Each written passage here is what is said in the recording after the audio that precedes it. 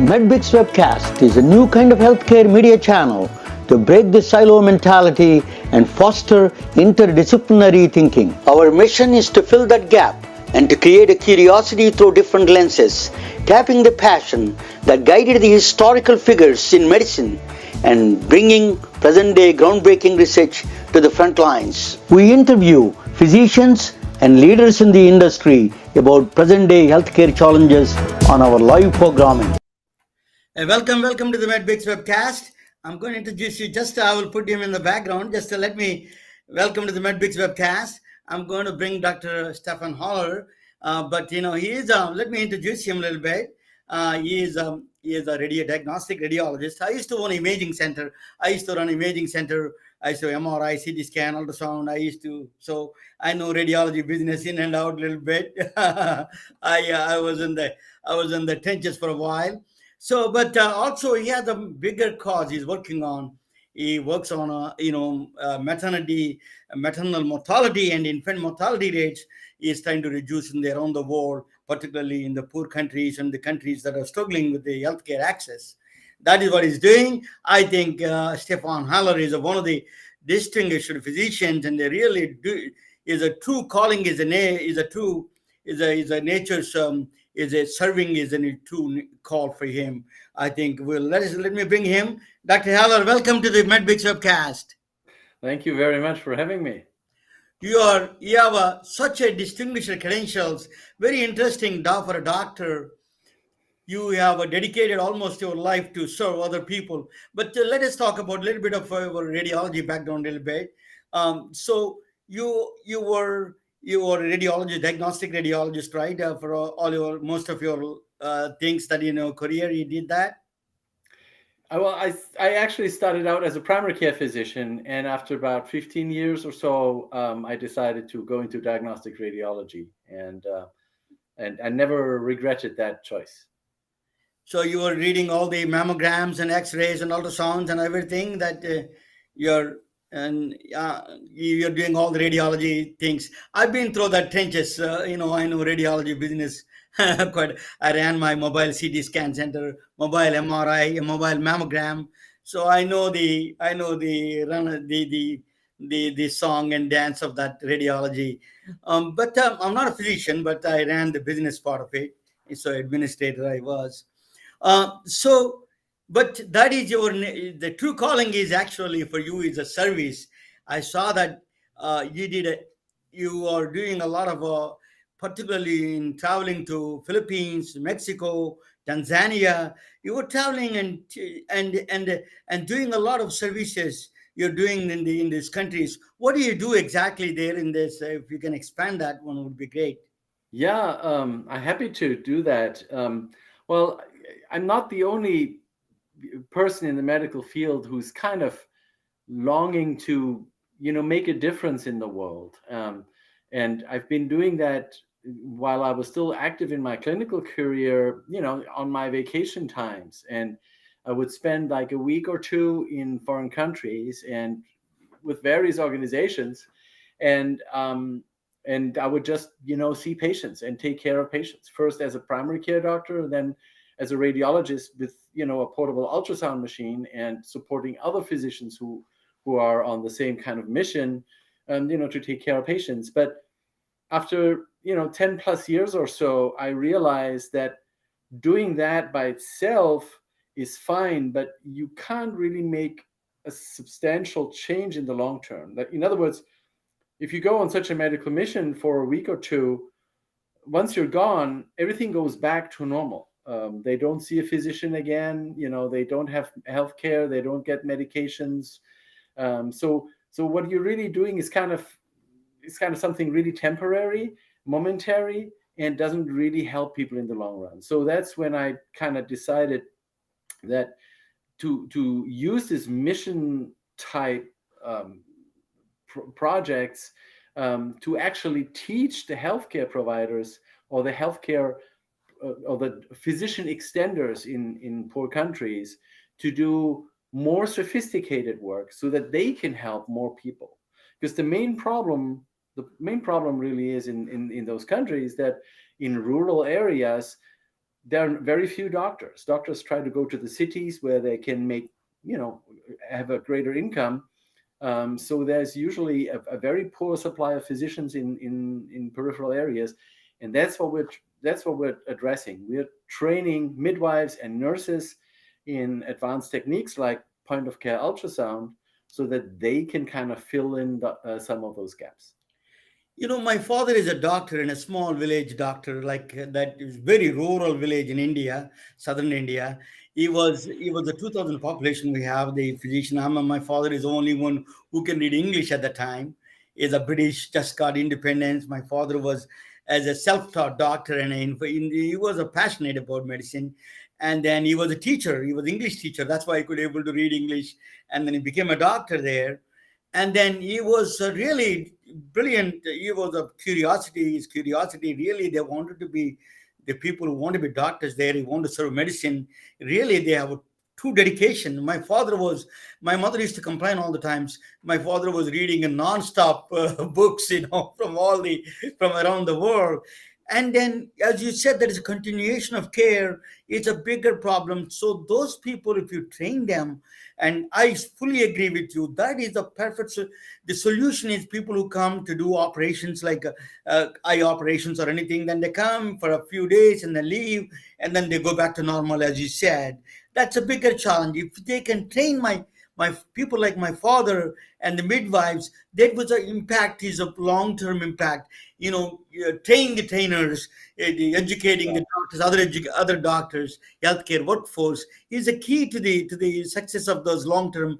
There's a missions that you are thinking. You are absolutely on the right path on that direction. With my personal experience as a small village growing up in a village in southern India. Yeah, So yeah. Go ahead. yeah. So tell me, so your continuation of care, what are the other things you do? Particularly, your focus is a maternal health care. Tell me about the maternal health care, and I'll give you a story in my village. After that, just a quick story about it and how it. Just before I say, I want to tell you this one. When I was a kid, 8 years old, 10, 8 or 10, I don't exactly remember that age. My father was the only doctor in the town, and there is a woman screaming their lungs out in the morning, 4 o'clock in the morning. And we all woke up. My father is the only doctor there. He went there. And then she was screaming non-stop, and the intensity was increasing until 6 o'clock, 7 o'clock in the morning. And then after that, my father came back and they went silence. My father came back and said to me, they said to he was a grim face and said that what happened. He said that she died with ectopic pregnancy there. With we don't have any. There is no motor. We are in a bullock carts. We don't even have motorbikes. We have bullock carts, and that where I was growing up. I'm a real remote village I lived in. So my father doesn't have any tools. If he said that if he has a DNC, says a cycle pump or something there, he could have saved her life.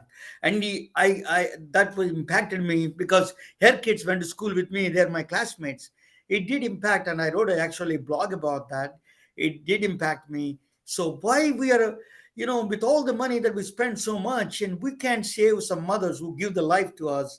And so you're doing that such a noble job. Tell us how that, what inspired you to do those kind of things. Well, I think the story of your father is is unfortunately not an unusual one. That's a very common occurrence, and many mothers who pass away related to the pregnancy, uh, most of these cases are preventable. That's the tragedy about this. Like in that particular case of your that you're describing, ectopic pregnancy, if this diagnosis is made before the patient becomes symptomatic, before the rupture occurs, then there is plenty of time to treat this woman. The problem is, in rural areas, these things don't become diagnosed. Another example is placenta previa, when the placenta is in the way of the birthing canal, or unexpected twins.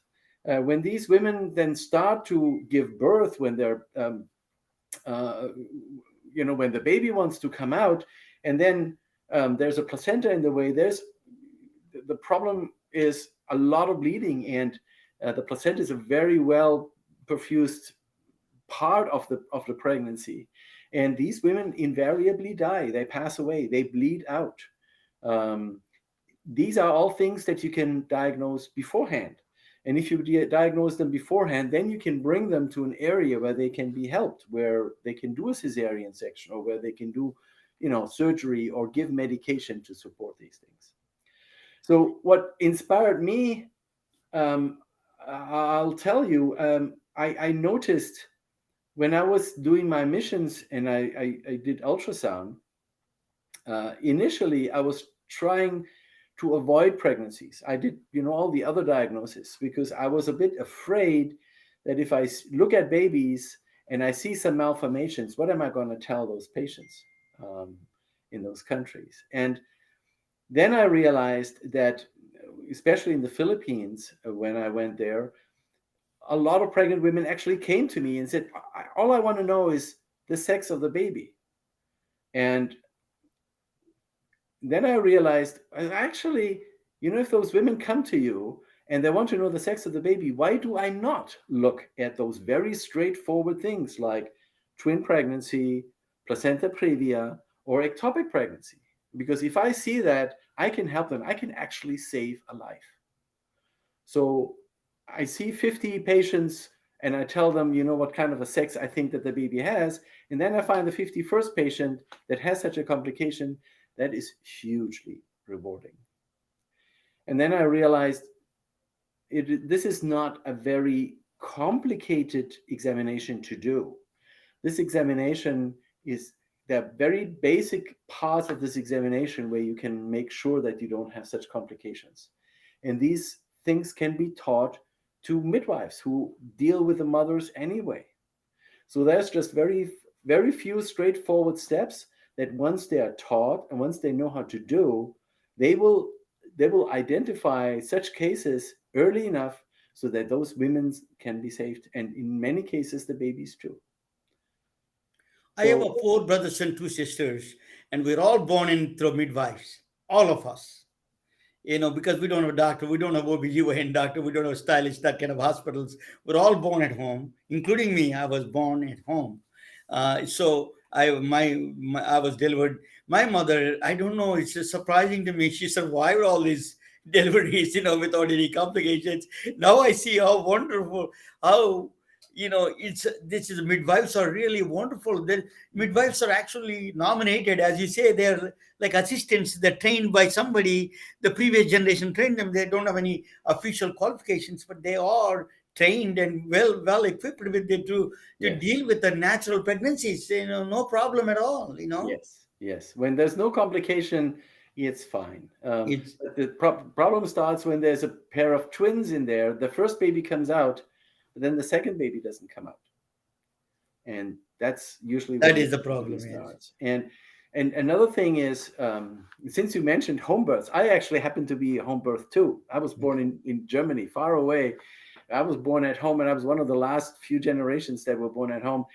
One of the things we try to avoid is actually birth at home, and the reason is simple.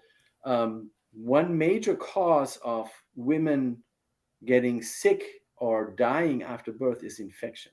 Infection. Yeah. And so, what we are trying to do is and that's actually part of this focus, with this ultrasound, we can very early on determine by ultrasound when the baby will be born. And if we have if you have a date when the baby will be born, we can tell the mom, okay, your baby will be born around that time.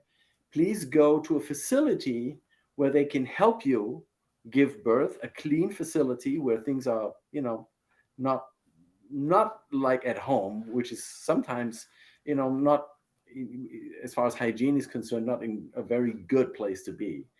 So they can present to places that are specialized in to give birth, like birthing centers, and I'm sure they have that same thing in India as they have in the Philippines, and then they can be taken care of there.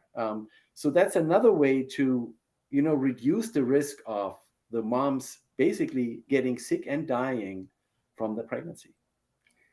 Another aspect is the nutrition.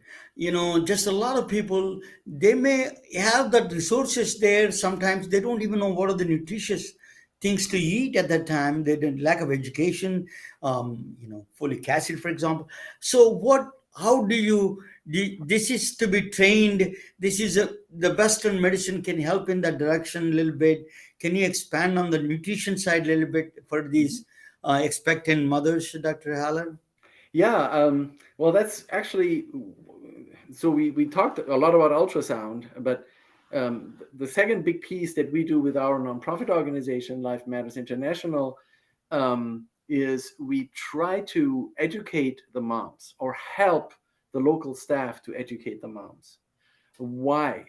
Exactly for the reason that you just mentioned.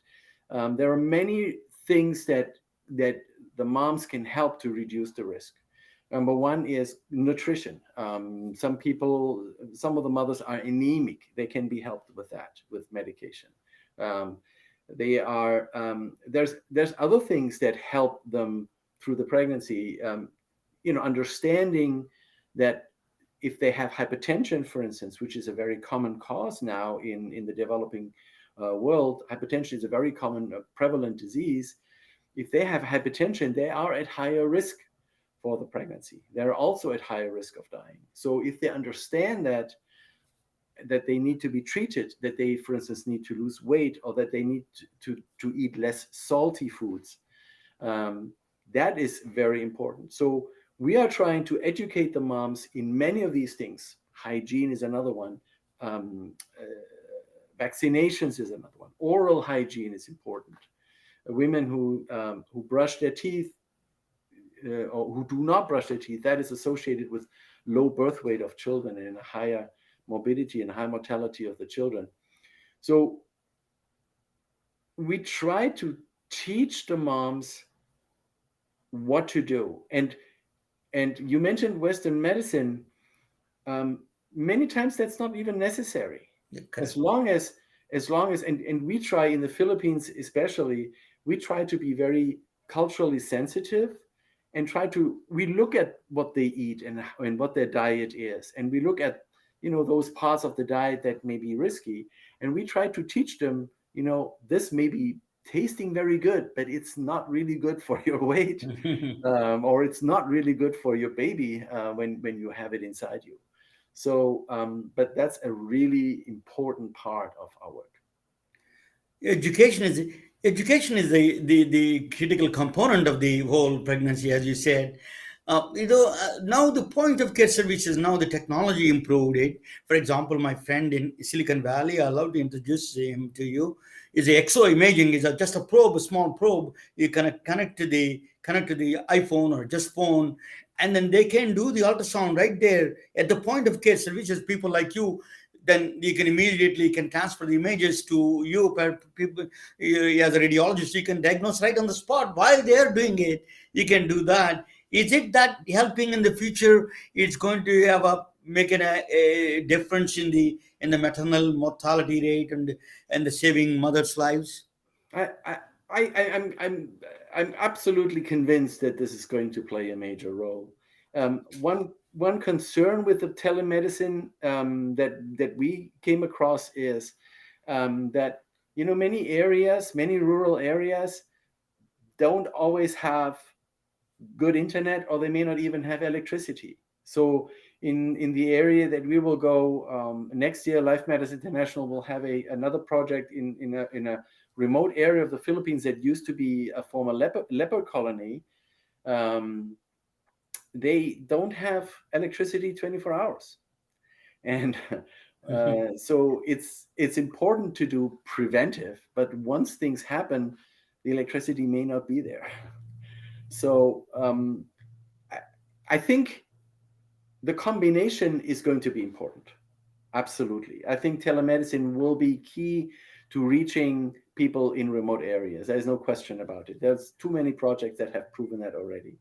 But I think combining that with training the local physician extenders in doing these routine examinations, and in training them to teach the patients themselves, so that the patients are aware of what to do.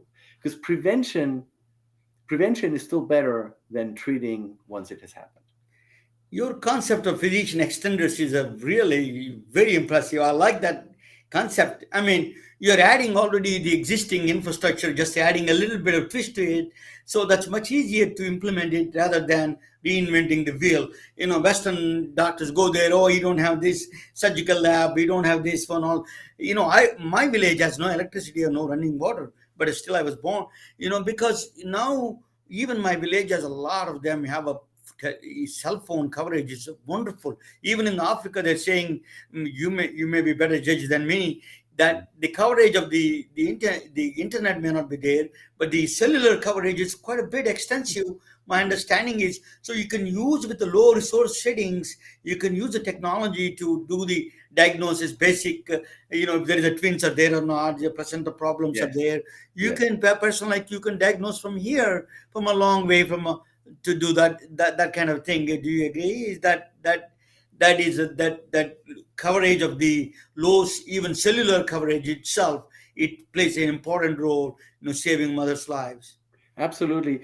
I just allow me to say one thing about, doing this remotely from here. Um, the, what we're trying to do is we're trying to help them help themselves. And to keep it sustainable, we're trying to, when our nonprofit goes there and does such a project and train these people, what we do, we go for 2 years. Life Matters International goes into a municipality for 2 years, and we we do repeated missions. So we go there for a week, then we leave, then they practice what they do, then we come back for a week, we increase that, we do quality control and those kinds of things. But the aim is that we eventually leave. We eventually will go away and we'll go to another place, and they should be self-sufficient.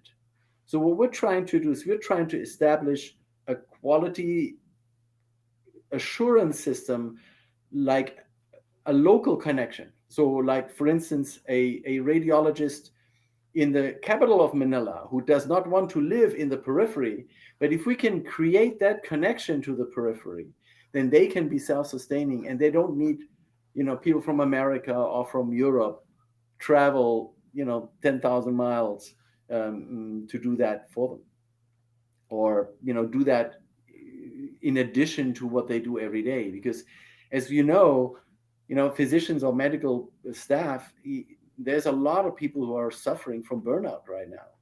They're getting morally injured by, tighter schedules, more and more patients, less and less time. So it's going to be hard to sustain that from a distance. In countries like India, or India may be a little bit better off than a lot of those peripheral countries. They don't have enough radiologists to read it.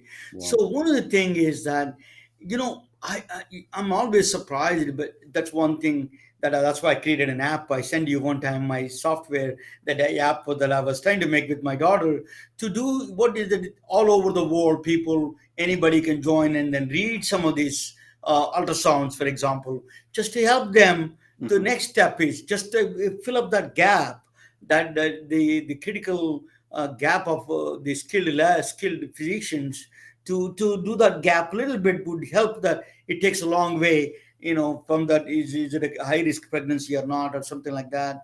It would be helpful. Would you that, even though you're extending, I would you suggest another idea, is that maybe small radiology schools, like a assistant radiologist, like a radiology techs, that we can train them to read to some extent and assess them, the better than nothing. It doesn't need to be the certified radiologist from the United States, but you can do, somebody from locally can train to read some schools that should be opened up in this area. What do you think, the world is ready for that kind of a radiology assistant school? For we have here radiology physician radio assistants can read some of them here in this country too. So is the think that idea of thinking is the right thinking, or what is your advice on that one?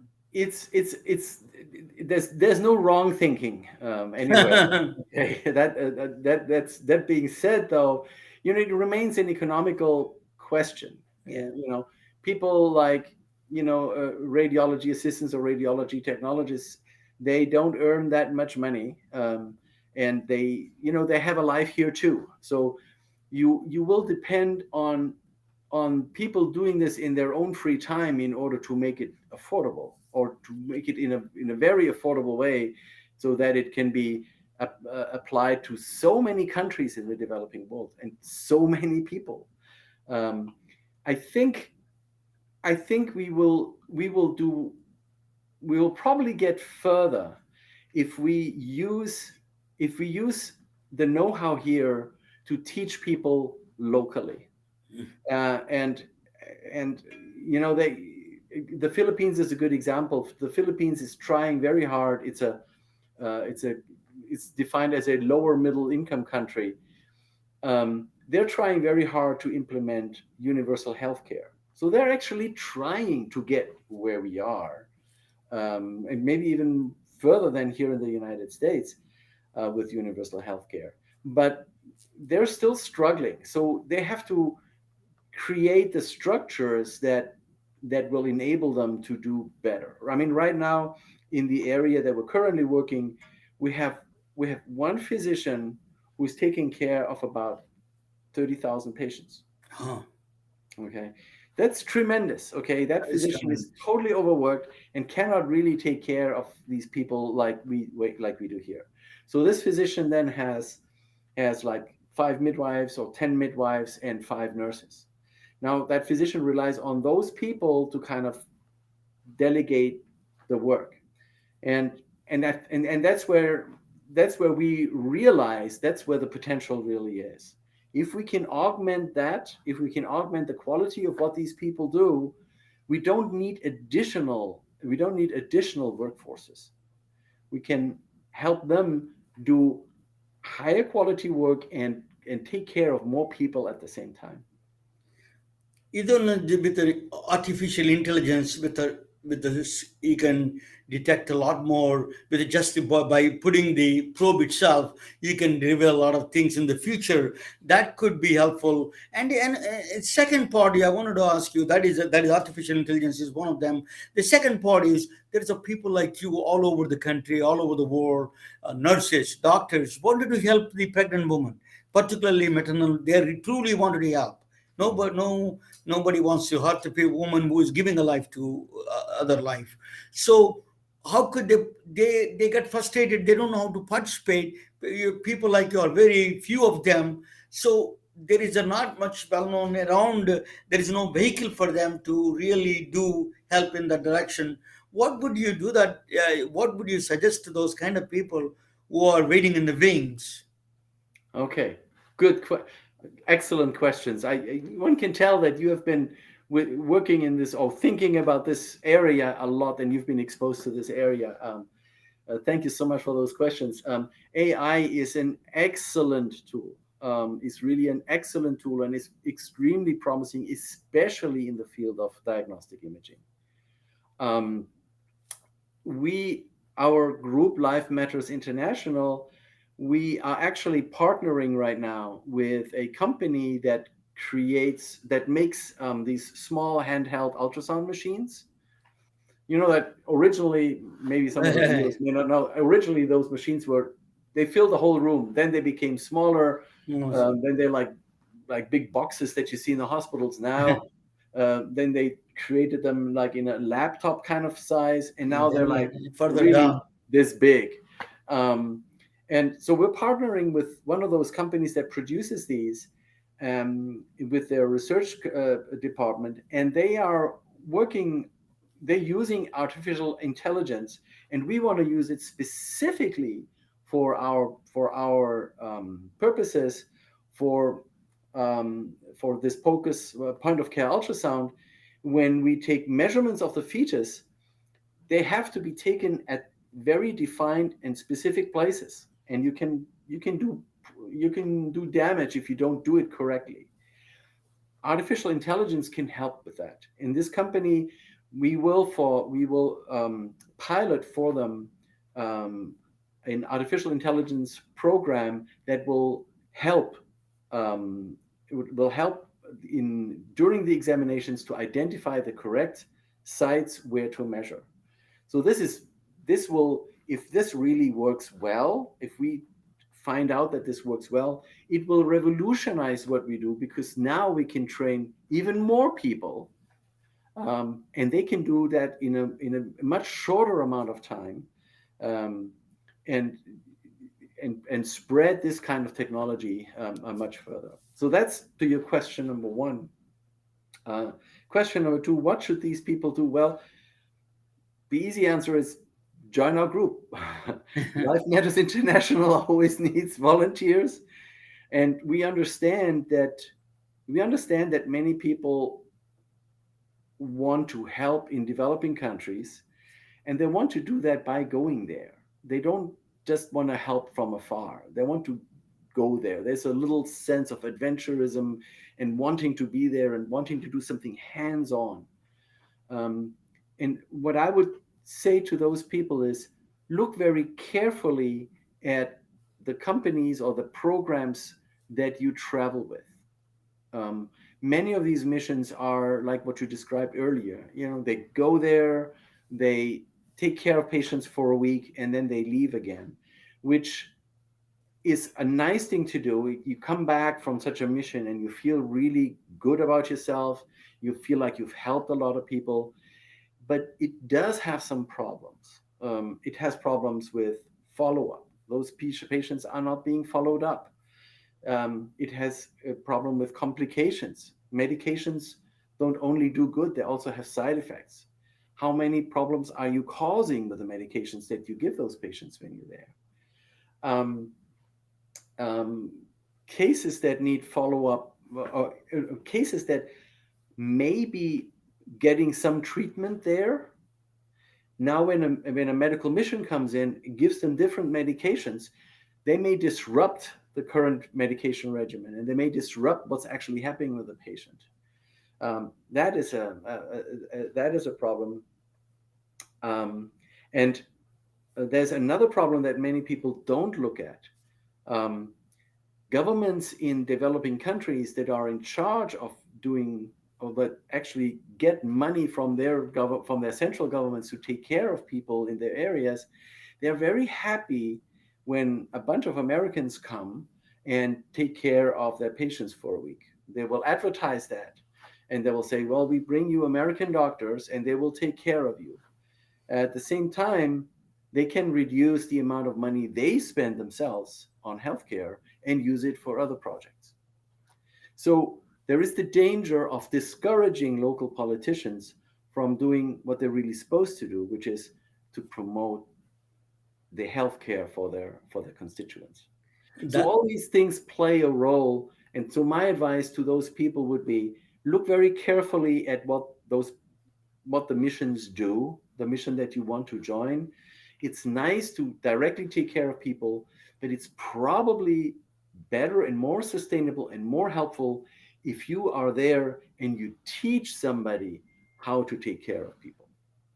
If you my do that, next then the know-how will stay and people will profit long term. my next question, you already answered it. How the local governments and the central and federal governments work with you and also that, as you said, that there is a danger pitfall to it. They misuse that funds into something else. So you created that, you put that back, make sure that that day is still allocated that funds to be secure for that woman. Still, it is you're a temporary fix. You're not. It's a very good point you made, that people don't realize it, how important it is. Yes. Then I'm going to present this a topic on C.V. Raman. After that, I come back and ask you: a blind woman in India is diagnosing the breast cancer that you said. I want Yes. to talk about that when you get back. And let me present while you're also with me, and I'm going to present. You can jump in any time in my presentation. Very quick presentation of the C.V. Raman. Chandrasekhar Venkata Raman is a this is a let me I think that oh my God, I thought that I did, but okay. But anyway, I'm going to presentation of the little bit. It was a little bit hasty day today, but I'm going to put this in the bottom. Okay, now we can see. This is a Raman. I'm going to talk about Raman a little bit while I am uploading that video. Just unfortunately, there's a video there, and that I'm going to do the uh, CV Raman video that I wanted to. That's a.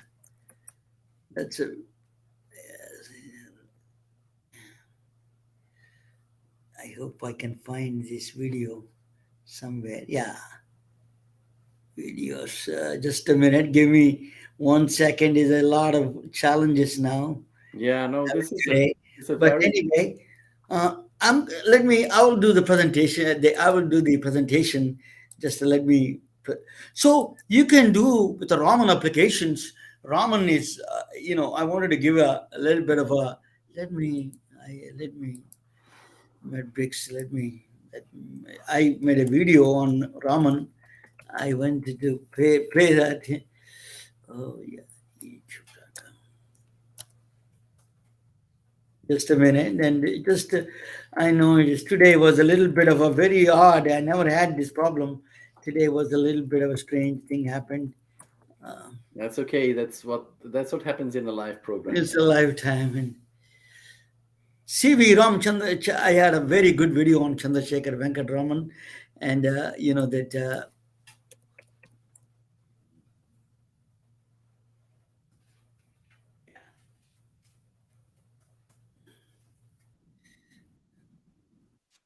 And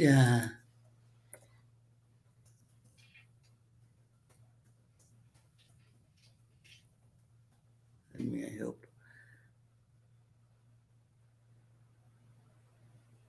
Yeah, very good. I found it. That's good.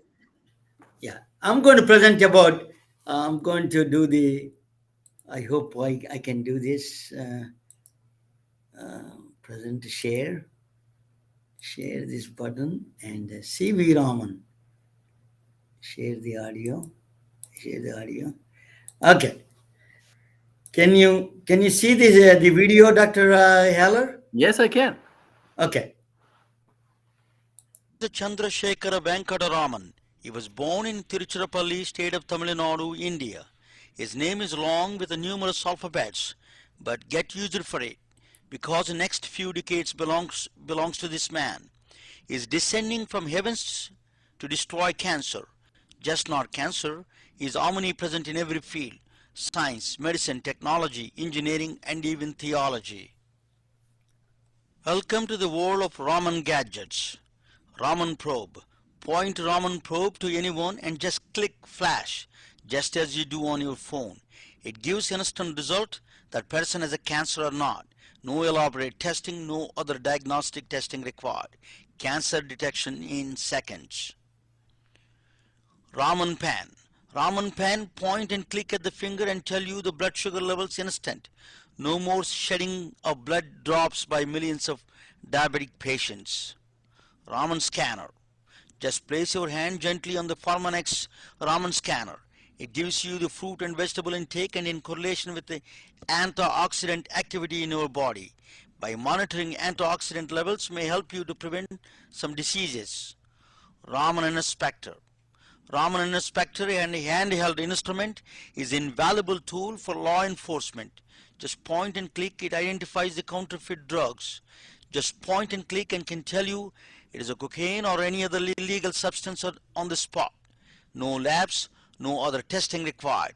Just point and click and can tell you right there if it is a hair gel or explosive material in the container without opening it.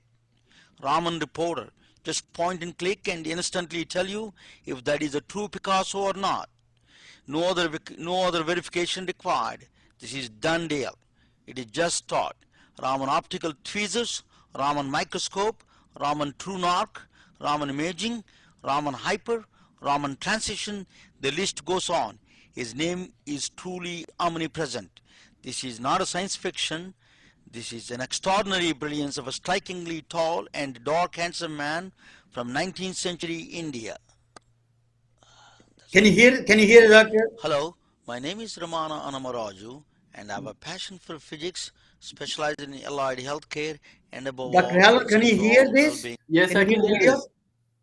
Pardon me? Yes, I can hear it. Yes. Okay, very of good. Okay. humanity.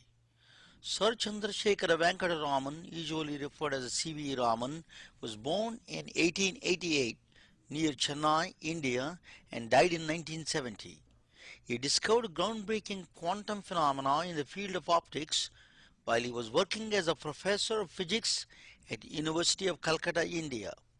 He was knighted in 1929 by Queen of England and awarded Nobel Prize in 1930, first non-Caucasian ever to win in the field of science. His discovery is called Raman effect or Raman spectroscopy or Raman scattering, which are named after him. We only see objects, including people, when light falls on them and reflect back to our eye.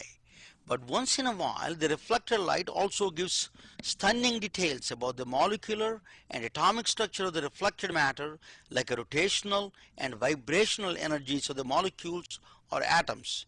This unique reflection was discovered by C.V. Raman and it is referred as a Raman scattering, along with few other names.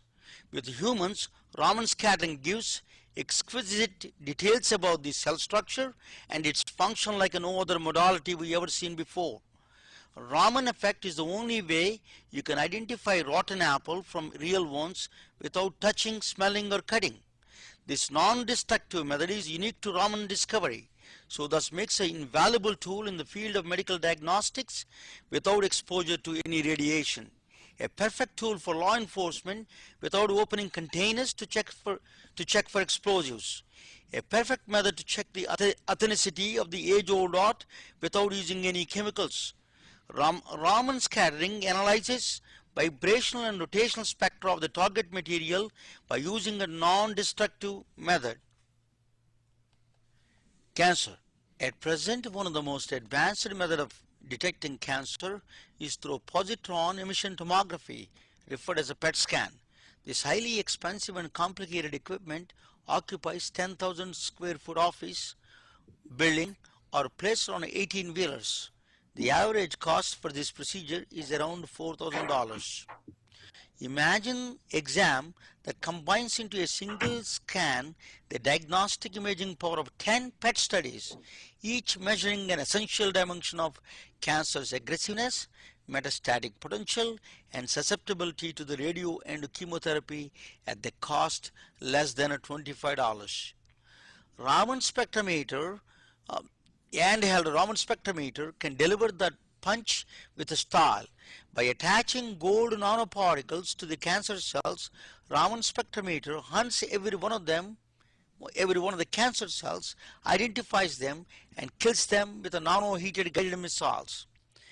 Well-respected magazine Diagnostic Imaging describes Raman spectroscopy, a quantum physics technique puts all preceding medical imaging modalities to shame.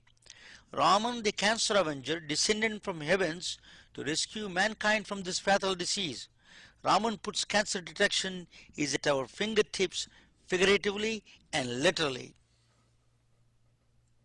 C.V. Raman may be Hindu, but his discovery recanted the rituals in the church that happened centuries ago during early Christianity with stunning details. Santorio delle Peregrina, 13th century historical church sitting near beautiful Cantabrian mountains in Spain. The church completely lost its original Romanesque mudéjar brick architecture through centuries of rituals and tourism. It is impossible to recreate the original architecture with all its colors and beauty since there was no historical data available. Raman spectroscopy came as a surprise savior for the church. Raman spectroscopy took layer by layer the centuries of environmental destruction, the dust left by oil lamps in 13th century rituals, natural decay of the bricks. Raman spectroscopy brought back the original image of the architecture with the stunning details. In recent years, 13th century Pilgrim Church was remodeled to its original architecture with all its beauty and grandeur. Thanks to Sir Chandrasekhara Venkataraman, a true scientist and a true patriot of India. In the field of medicine, Raman spectroscopy coming with a true revolution. You can literally test for cancer with the handheld instruments at primary care offices or even at a boutique drugstores in coming years. By catching the disease such an early stage, dramatically reduces the cost of this fatal disease. A man from heaven gave a remarkable gift to humans. I am proud to share part of his name. Thank you for listening. That is the that is let me bring back my thing. Okay, now this is the let me bring back Dr. Both of us in the okay. Why it is not doing that? Yeah. Okay. So there is a why you yeah. Let me these things. Let me close this. Okay. Stop sharing. Yeah, that's good. Now I'm going to bring it a little bit. Today was a little okay. Are you? There is a show in 1990s. There was a show called "Are You Smarter Than Fifth Grader?" In the "Why Sky is Blue, Why Ocean is Blue." These are the questions the fifth graders used to ask, and there is a program to make fun of. A lot of people don't know exactly what that is. So actually, the questions are simple, but the answer is a little complicated than everybody can explain. And this is a question, fifth grader question, but it is a really tough question to his answers are a little bit challenging. So actually, this is the scattering. The reason you see the ocean's blue or the sky is blue because of it's called scattering of all the dust particles, all the atmosphere we have. The white light coming from is a composition. It has all the other lights together. Composition we all know from high school that particularly the dust particles, the pollutants, all of them in the atmosphere. There are certain wavelengths exactly connected to the blue wavelength.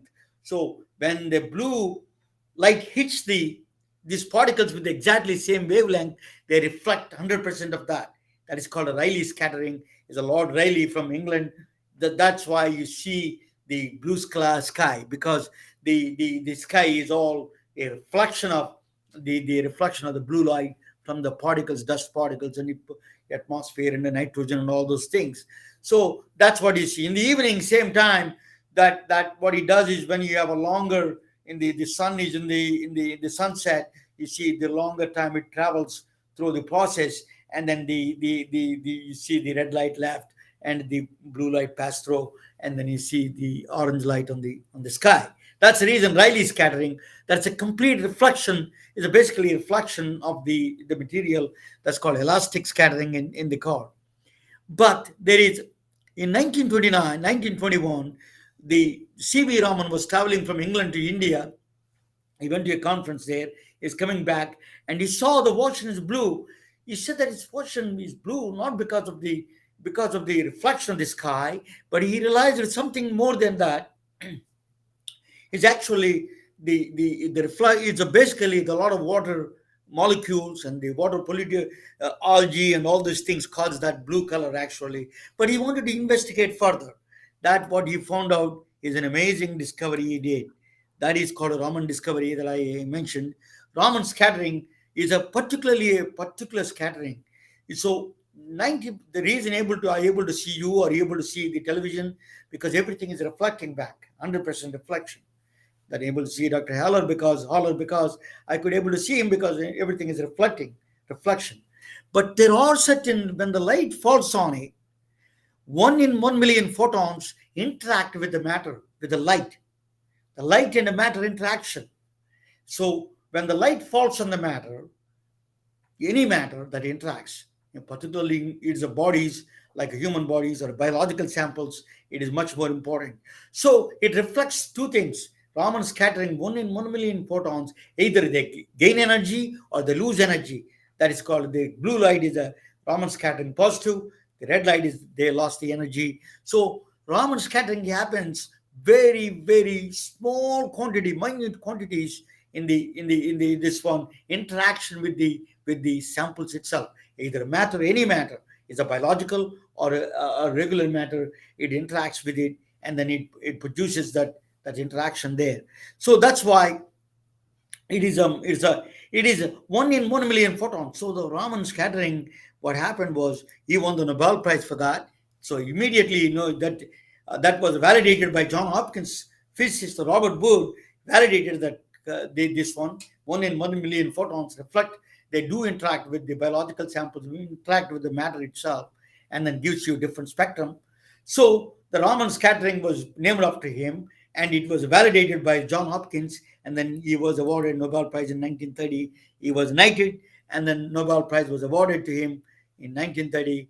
He won the Nobel Prize in physics, first non-Caucasian science. So, but the C.V. Raman is already, I made the video. The second thing is I want to show you a little bit more. So what is this is a Raman spectroscopy. Further extent is an amazing qualities gas. If it falls on for example, if it falls on the cell structure, if you can capture the rotational vibrational spectrum, you can get entire cell inside mitochondria. It can distinguish between the different things. Right now we cannot do, if you regular microscope, you cannot find the differences. Now with Raman spectroscopy, you can tell exclusive details. With the mitochondria, with the anything nucleus, it can tell you the differences in all the cell structures with the vibrational spectrum and rotational spectrum. How does it do that? Actually, Raman spectrum went into hiding for a while because Raman spectroscopy is a 1 in 1 million, is too weak to detect. So it is actually went hibernation. Everybody ignored after they invented the Raman spectroscopy. The excitement died down because that is a 1 in 1 million, is hard to find, a very weak signal. So they could not able to do it and went dead for decades. Then the invention of lasers came in. The invention of Raman effect revival came after 1960. Bell Labs invented the lasers. As you know, light amplification or stimulated emission of radiation. You amplify the light, and then that causes that. 1960, the Bell Labs invented. Then Raman effect came back with a vengeance.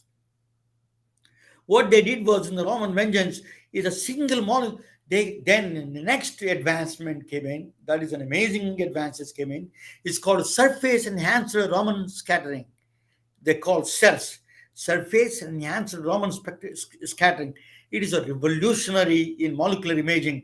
What did they do is, they put a sample, is take a biological sample, you put a gold nanoparticles on the top of it.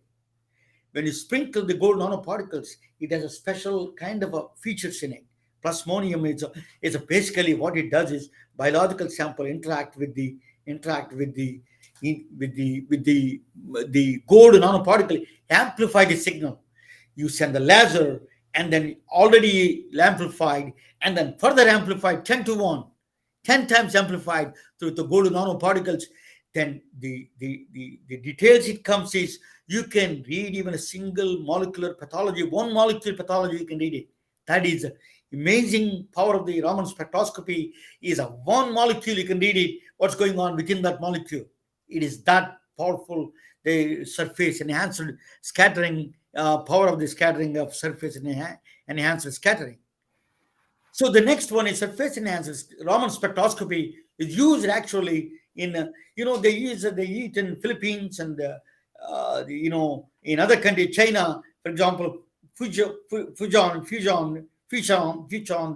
region in province of China, they eat a salted fish. They found out the salted fish is connected with the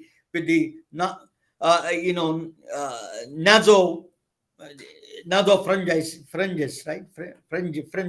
Fringes. And I'm not a doctor to see that. So you can do that. Nasopharynges. It's a kind of a cancer, carcinoma. It's a cancer of the throat, some cancer of the throat. That is caused by the salted fish. There is a direct correlation between the salted fish they eat and the throat cancer. We don't know exactly the details of it. We don't understand it, but there is a correlation between the salted fish and the throat cancers. So what they did was, but it's hard to detect. It's very, very difficult to diagnose that problem. So what the Raman spectroscopy did, that Raman thing, is surface enhanced saliva. You can take saliva, just simple saliva, you can detect the cancer way, way in advance. So their survival rate can increase this much higher with this one. So that's a direct use of surface enhancer scattering, Raman spectroscopy scattering. You can see, and now they are using in South Korea. They have you can spit into the saliva. You can check the. You don't need a genetic testing, PCR testing for the COVID. You can do with the saliva. You can do that. They already developed that testing in Korea.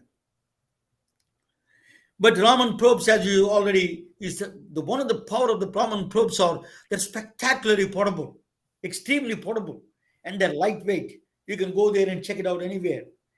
That is the power of that.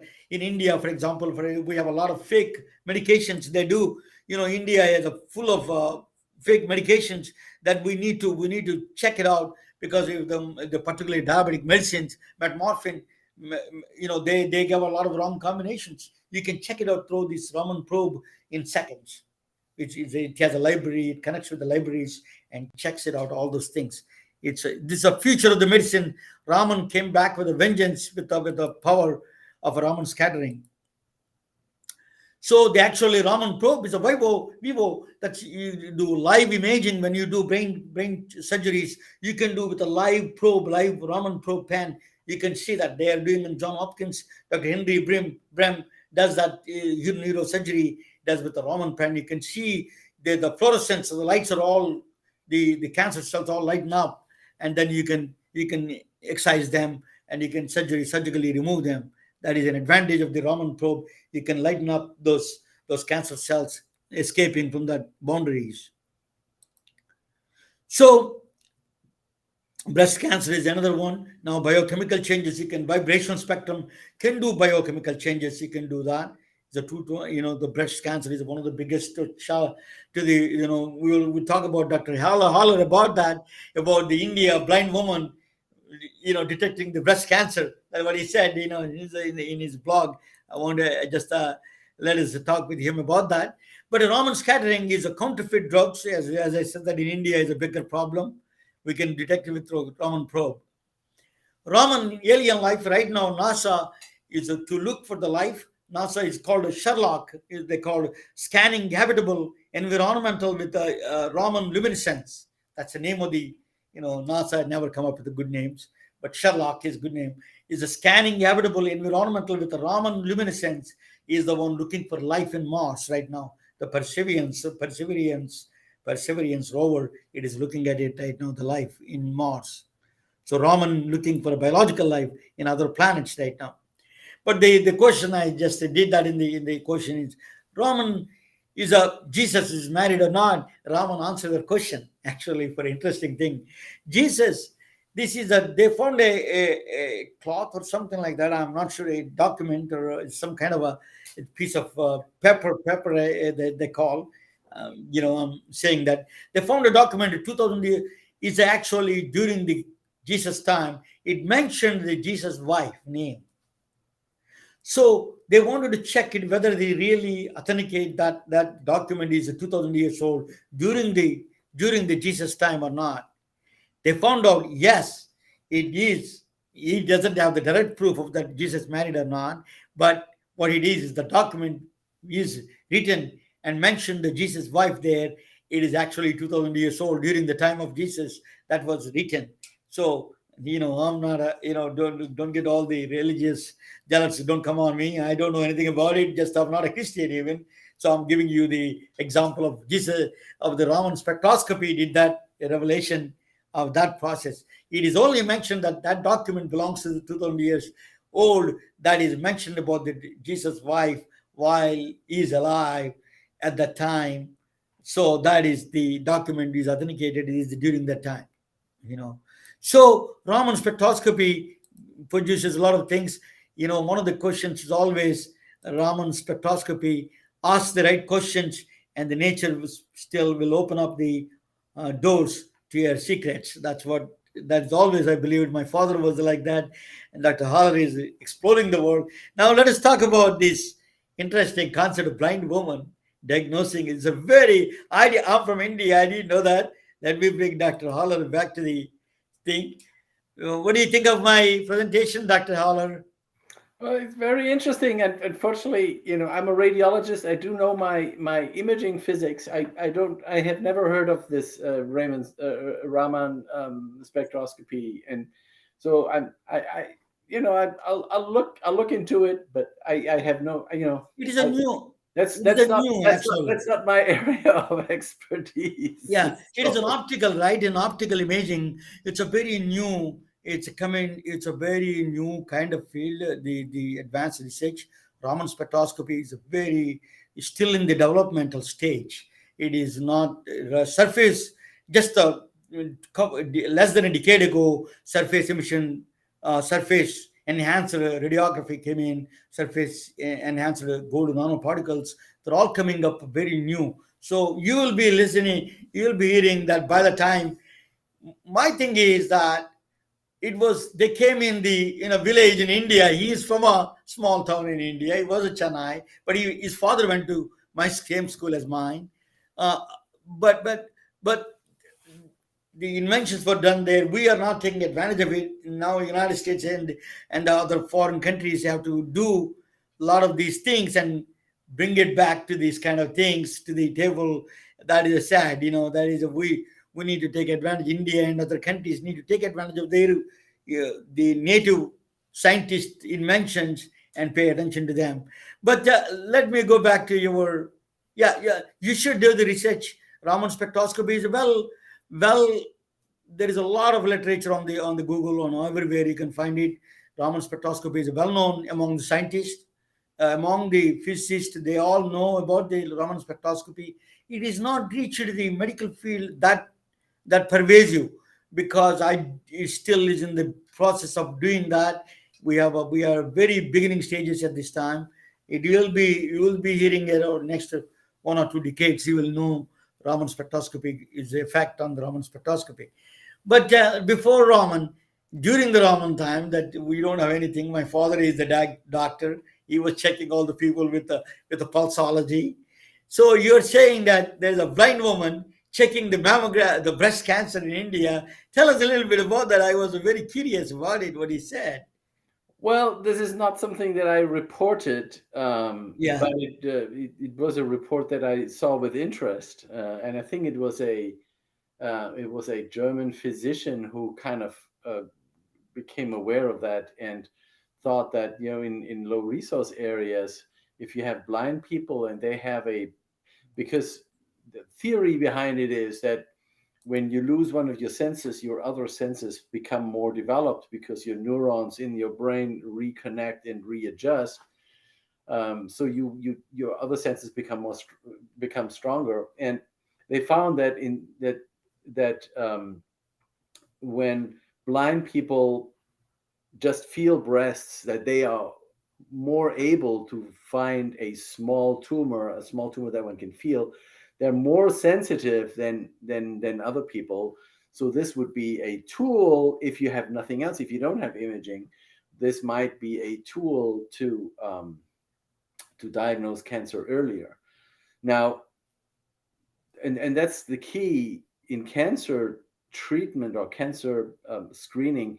You want to find cancers at stages when they're treatable and not when they're not treatable anymore. So to find metastatic cancer, is okay, but it's better to find the cancer long before it's become metastatic. So I find it interesting, but again, these are resources. The time that it takes those women to palpate breasts is a certain amount of time. You don't have a lot of these people as a resource. Is this a method that is helpful to do screening? I don't know. I wouldn't be the judge. Anything that helps in my Yeah, in my, in the my book. correct. So In if they can show that it actually works, why not? why not? In the In low meantime, resource setting, those are the only things available. yeah, My father as a DNC, he can do cycle pump or something like that. What that's all the low resource settings. That saving life is a last resort. yeah, These are yeah. things that you Every can every single life saved is a life saved. life saved, as you Simple as said. that. Okay, we cannot measure that in any other way. We, I am actually very interested in using ultrasound as a screening tool for breast cancer. Yeah. And there are people, especially in India, who are doing that, who are using it, and it's very, very promising. It's something that I think in medicine we have not looked at enough because we're tainted. Our medical science is tainted by developed nations. All right, we have in the United States, we have mammography everywhere. We have it available. So we don't really see the need to develop ultrasound as a screening tool because mammography is so good. The problem is mammography is also very expensive and it requires a lot of machines. And you cannot do screening in a country like India or like the Philippines with expensive machines if you don't have the money. Yes. So that's where ultrasound comes in, because ultrasound is now so portable, has become so small, and is so easily transported anywhere that we need to think more about ultrasound as a screening tool. It's not as good as mammography, but it's better than nothing, and I, it's better than blind people palpating. I So didn't know that ultrasound you can, we used to do the ultrasound mammogram we do, and then after that, if there's a dense breast or something soft to eliminate, to rule out the soft tissue or hard tissue, that's the doctors used to order the ultrasound. Now you're saying you can use the ultrasound as a screening tool at the low resource settings. That's an excellent idea, yeah, Dr. Haller. That is I would like to introduce you, my friend. One of the CEOs of the company, Exo Imaging, right in Silicon Valley. They produce the new one. It's connected to the just iPhone or any phone. It becomes a very small butterfly. Have you seen the butterfly ultrasound? Similar to mhm. ultrasound, like that is the probe. Exo Imaging, EXO Imaging. It is also does that same very small portable. It's not even a portable. It's just as big as a mouse. The probe you can Yeah. connect it to it. There's actually a company that is producing an ultrasound device that consists of many little ultrasound elements that fits around a breast. So Oh, which is also extremely portable, and that is one that is especially promising because now you have a tool that a woman can put on herself. Okay, it's not complicated to use, and then you can transmit the images. It creates basically an image of the entire breast, or numerous images of the entire breast that can then be looked at by somebody remotely, to find a smaller cancer. uh, Again, it's not as good as mammography, but it's better than everything else so far that we have. I'm curious to know about that, Dr. Haller. You're really serving. You're a physician. You can live in Silicon Valley. You can be very comfortable, but you are taking extra step and doing really great service to the world. People who truly deserve. And I came from that kind of villages. I wish that we have doctors like you all over the helping us during the time when I was growing up. I would have been, my father would have been glad, if he's alive, would have been so glad to meet you, because that kind of things they needed at the time. Well, So you're truly a servant of God, servant of humanity, and you deserve all the credit. And I think all the physicians and all the healthcare professionals must really realize what kind of service you're doing. This is an opportunity to join with you in your mission, and then the short or long term missions or whatever it is, and then you come back with the extended idea. Is an excellent idea of giving education to the local resources, enhancing the local resources. It's a great thing. It's truly an honor and a privilege to talk with you, Dr. Haller. th- thank you very much. That's very kind of you. Those are very kind words. Although I'm not sure.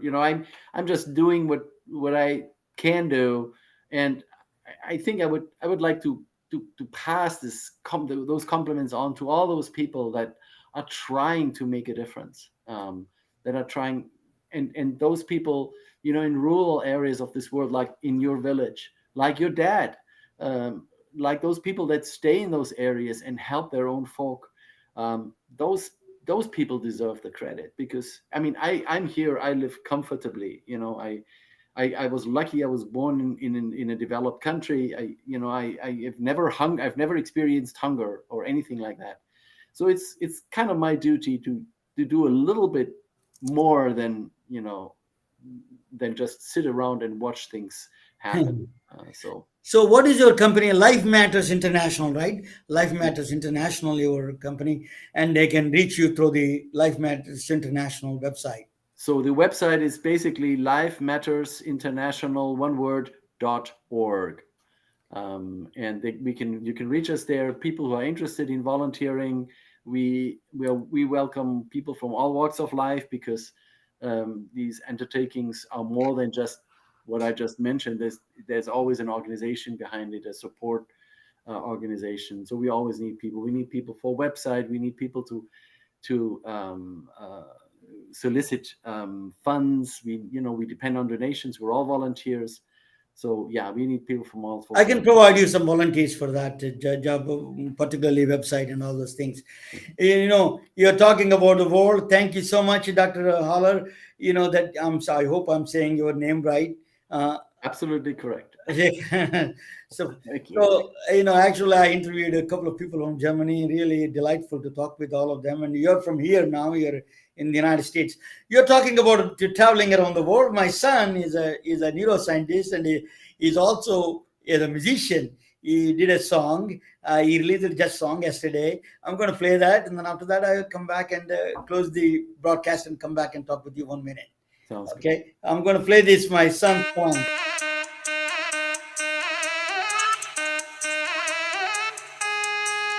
So it all around the world, all around the world. She a fly little diva that be going to my no Khalifa. We should travel to a land Wi-Fi couldn't reach us. Let's hit Rome or the home of the zebras. Either she just won't take a little trip to Ibiza, hit a little window in Indonesia, kick it in Brazil like FIFA, and treat a passport like a visa. Model in France like damn Mona Lisa. Now she wanna dance on the pyramids of Giza and Chichen Itza, land in Geneva, then make it rain bands from the Tower of Pisa. All around the world, all around the world,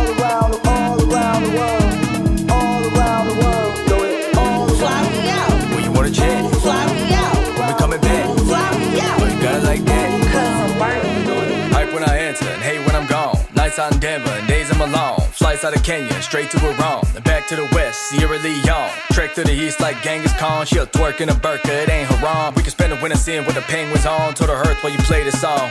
Do it like left, right, up and down. Hit the North Pole and scrub the ground. This goes out to the wanderlust. If you come with us and just do it all around the world, all around the world, all around the world. Do it all Fly me out. when you wanna jet, Fly me out. when we coming back, Fly me out. but you got it like that. 'Cause I'm burning. Tell me how you want it. Let me put you on it. All I wanna Wanna jet, Fly me out. when we coming back. Fly me out. I think I know location. We can hit a flex out in India with a mouth full of gold and a bindia. Then get our Telugu and Hindia. Before we slide to the function, you with me? Yup. First we in Goa, where everything's slower. Moving down south till we can't get lower. Down where the weather always on flamethrower. And the women so bad they can charm King Cobras. And you know we won't rush back. Tell your homegirls get on WhatsApp. Till the whole world got love for the fact you a flight club rat. You throw it all around the world, all around